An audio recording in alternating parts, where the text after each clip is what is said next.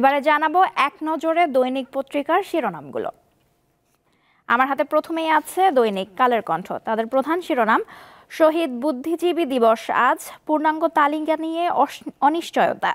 4 পর্বে এখন পর্যন্ত 560 জনের গ্যাজেট। গত মার্চের পর নতুন কোনো তালিকা প্রকাশ হয়নি।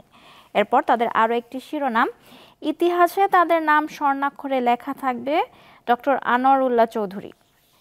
আমার হাতে এর পরে আছে দৈনিক যুগান্তর। তাদের প্রধান শিরোনাম, নবায়নে কঠোর সরকার, রাজনৈতিক বিবেচনায় ঋণ খেলাপি, ঋণ নবায়নের প্রক্রিয়া ফিরিয়ে আনা হবে স্বাভাবিক ধারায়।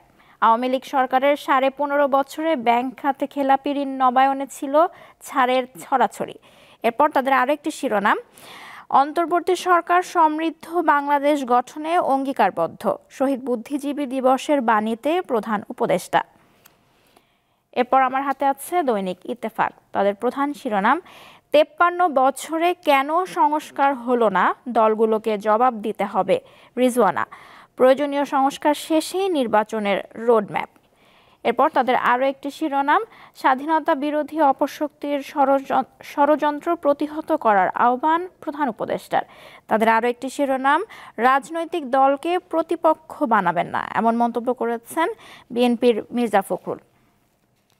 এরপর আমার হাতে আছে দৈনিক সমকাল। তাদের প্রধান শিরোনাম, পড়ে আছে করোনা টিকার 2000 কোটি টাকা, সাজানো দরপত্রে 15 কোটি টাকা লুটপাট। তাদের আরও একটি শিরোনাম, বাংলাদেশ নিজ স্বার্থে সংখ্যালঘুর নিরাপত্তায় ব্যবস্থা নেবে, সংসদে জয়শঙ্কর।